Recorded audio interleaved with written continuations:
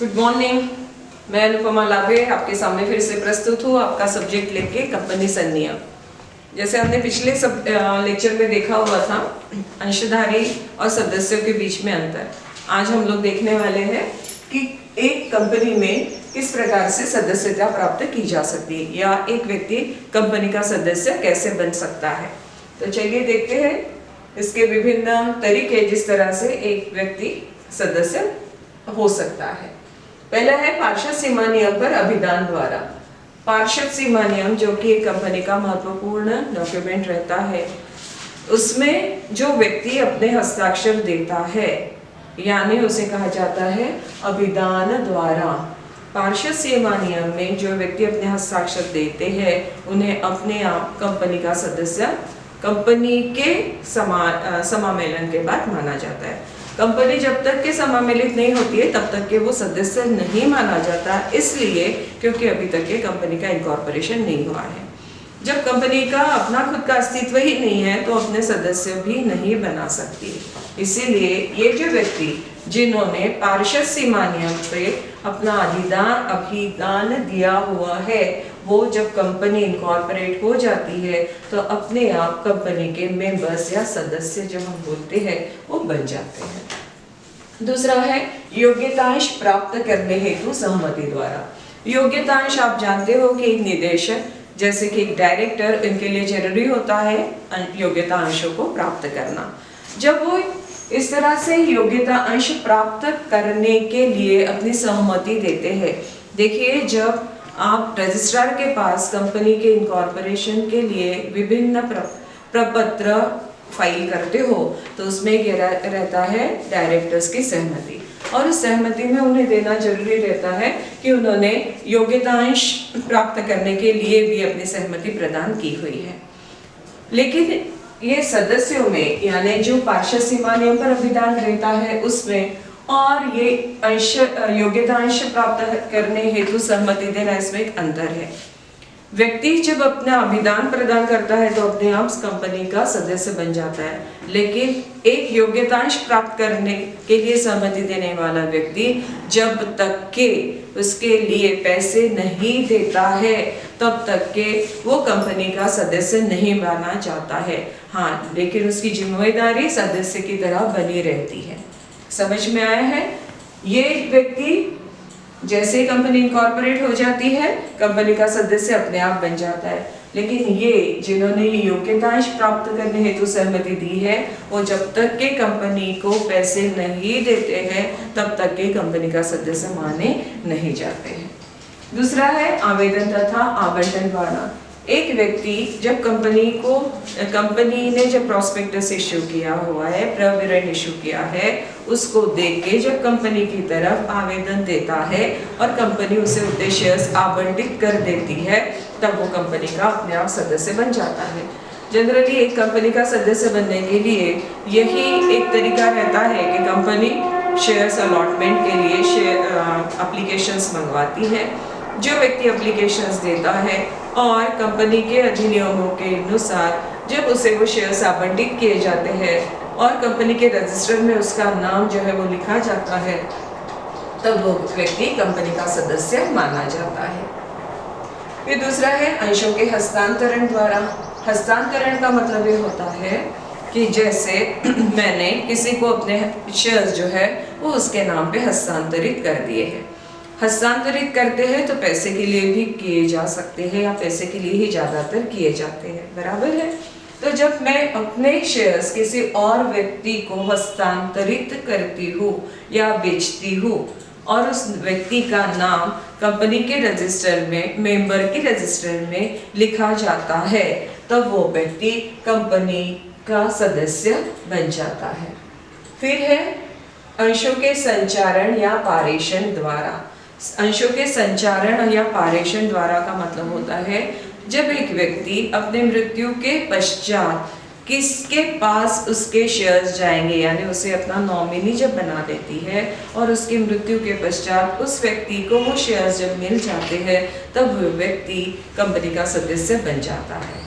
और एक है कि जैसे कंपनी में जो एक सदस्य है वो इंसॉल्वेंट यानी दिवालिया जब डिक्लेयर किया जाता है तो जब ऑफिशियल रिसीवर के हाथ में उसके शेयर्स आ जाते हैं तो वो ऑफिशियल रिसीवर भी कंपनी का सदस्य माना जाता है। इसे कहा जाता है अंशों के संचारण या पारेषण द्वारा सदस्य बनना। फिर बाद में है जमा प्राप्तकर्ता के रिकॉर्ड में लाभ प्राप्तकर्ता स्वामी के रूप में नाम दर्ज कराकर। देखिए, कंपनी में से भी कोई गलतियां हो सकती है।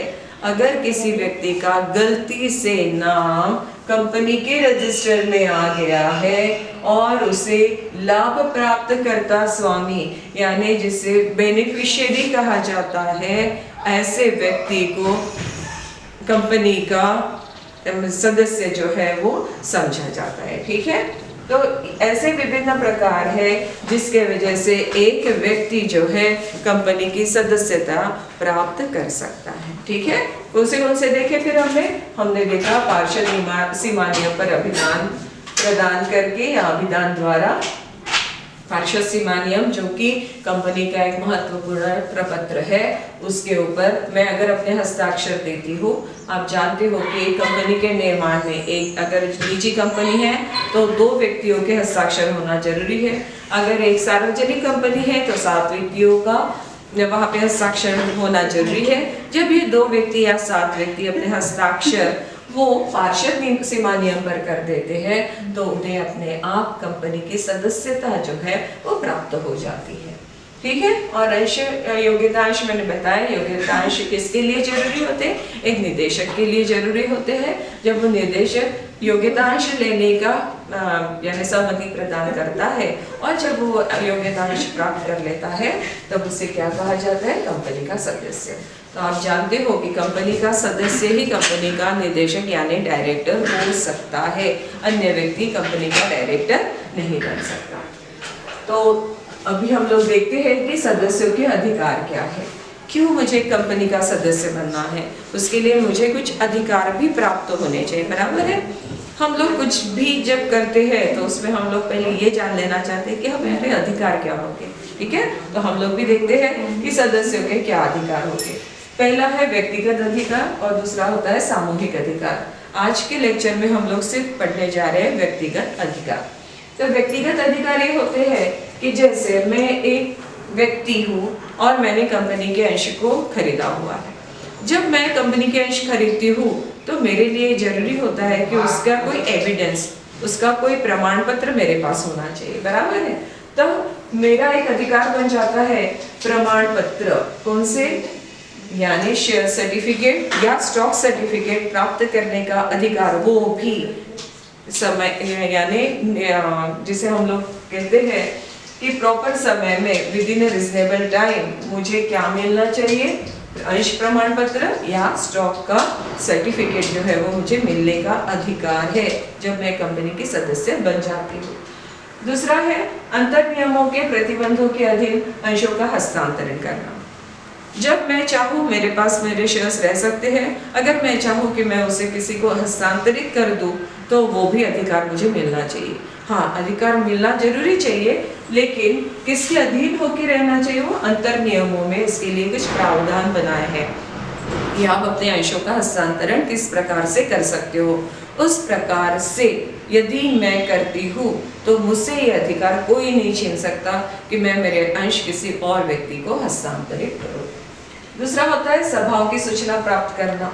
देखिए, सभा में अलग अलग जो ये है डिसीजंस जो है हम लोग जिसे कहते हैं रिजोल्यूशंस पास किए जाते हैं। बराबर है, जैसे कि डायरेक्टर की नियुक्ति है, ऑडिटर की नियुक्ति है, कितना डिविडेंड है, डिविडेंड डिक्लेरेशन है, ऐसे विभिन्न जो रिजोल्यूशन है वो कहाँ पे किए जाते हैं? सभाओं में। और एक निदेशक की, एक डायरेक्टर की अपॉइंटमेंट करने का अधिकार सदस्य को रहता है।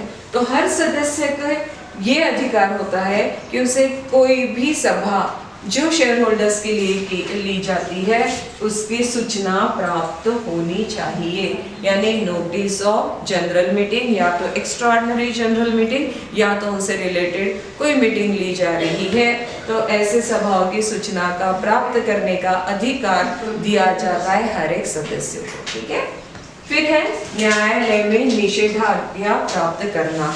देखिए ये निषेधाज्ञा जो है वो किसके लिए प्राप्त करने का अधिकार रखता है? अगर उसे लग रहा है कि यदि कोई एक कंपनी अपनी अंश पूंजी से डिविडेंड डिक्लेयर कर रही है और अगर वो उसे रोकना चाहता है, उसे लगता है जो लाभांश दिया जा रहा है वो सही तरीके से नहीं दिया जा रहा है, तब ऐसे समय में उसे अधिकार है कि न्यायालय से वो निषेधाज्ञा प्राप्त करे और कंपनी की ऐसी हरकतों को रोके। ठीक है। फिर है जांच एवं प्रतिलिपि प्राप्त करना। किसकी जांच, किसकी प्रतिलिपि? तो जांच करने का अधिकार उसे होता है रिपोर्ट्स जो बनाए गए उसकी, जो चिट्ठा बनाया गया है उसकी जांच करने का उसे अधिकार है। और प्रतिलिपि जैसे कि मेमोरेंडम ऑफ एसोसिएशन है, आर्टिकल्स ऑफ एसोसिएशन है, एक फी देके जो तय की गई है वो फी देके वो ऐसी चीज़ों की प्रतिलिपि जो है वो प्राप्त कर सकता है जांच करने के लिए। और जैसे मेंबर्स का रजिस्टर है, जब कंपनी की सभा शुरू हो जाती है तो कंपनी का जो रजिस्टर है वो सदस्यों के लिए रखा जाता है, तो उस समय में उसे मेंबर का रजिस्टर जांच करने का भी अधिकार होता है। दूसरा है अधिकार अंश प्राप्त करना। देखिए कई बार कंपनी जो है वो अधिकार अंश जो है वो जारी करती है। जब वो अपने अधिकार अंश जारी करती है, अधिकार अंश का मतलब ये होता है कि जो अभी कंपनी के सद्य स्थिति में जो सदस्य हैं, पहले कंपनी ने उन्हें ऑफर देनी है कि क्या वो ऐसे अंशों को खरीदना चाहते हैं। ऐसे अंश का जब उन्हें पहले पूछा जाता है, जनरल पब्लिक को, सामान्य जनता को देने के पहले जब ऐसे अंश इन्हें ऑफर किए जाते हैं, तब ऐसा अधिकार जो है अधिकार अंश प्राप्त करने का अगर उनकी इच्छा होगी तो सदस्य ले सकते हैं। फिर है सीमा नियम एवं अंतर नियमों की प्रतिलिपि प्राप्त करना। जैसे मैंने पहले ही कहा कि प्रतिलिपि प्राप्त करने का अधिकार उसे है, तो कौन से सीमा नियम की भी प्रतिलिपि वो प्राप्त कर सकता है, अंतर नियमों की प्रतिलिपि प्राप्त कर सकता है, लेकिन उसके लिए उसे कुछ फीस देनी जरूरी होती है, उसके बाद ही वो ऐसी प्रतिलिपियां प्राप्त कर सकता है। समापक की नियुक्ति में भाग लेना। जब लिक्विडेटर कंपनी जब तक के चल रही है तब तक के समापक की जरूरत नहीं होती है। जब कंपनी समापन की अवस्था में जाती है तब कौन सा समापक कंपनी के लिए नियुक्त करना है, इसके लिए उसे अधिकार दिया जाता है कि जब ऐसी नियुक्ति की जाती है और इसके लिए जब मीटिंग बुलाई जाती है तो वो उसमें भाग लेने का अधिकारी होता है। फिर है समापन प्रस्ताव पर हस्ताक्षर करना। जैसे कि अगर समझ लीजिए कि किसी कोर्ट ने ऑर्डर दी है कि ये कंपनी का समापन होना चाहिए, या स्वेच्छा से अगर वो चाहता है कि ऐसी कंपनी का समापन होना चाहिए, तो वो ऐसे समापन प्रस्ताव पर अपना हस्ताक्षर देने का अधिकारी होता है। अन्य अधिकार भी होते हैं, जैसे कि देखिए कि उसे अगर लग रहा है कि कंपनी कुछ धोखा कर रही है, कंपनी का व्यवस्थापन है वो बराबर से नहीं चल रहा है, तो ऐसे इसमें भी वो कंपनी लॉ ट्रिब्यूनल को एक एप्लीकेशन देके कंपनी के व्यवस्थापन के ऊपर निर्बंध लगाने के लिए या उनकी कार्य प्रणाली के ऊपर ध्यान देने के लिए एक एप्लीकेशन जो है वो दे सकती है। बाकी है लाभांश प्राप्त करना, फिर है ट्रांसमिशन यानी अपना नॉमिनी नियुक्त करना। ऐसे विभिन्न अधिकार जो है वो सदस्यों को दिए जाते हैं।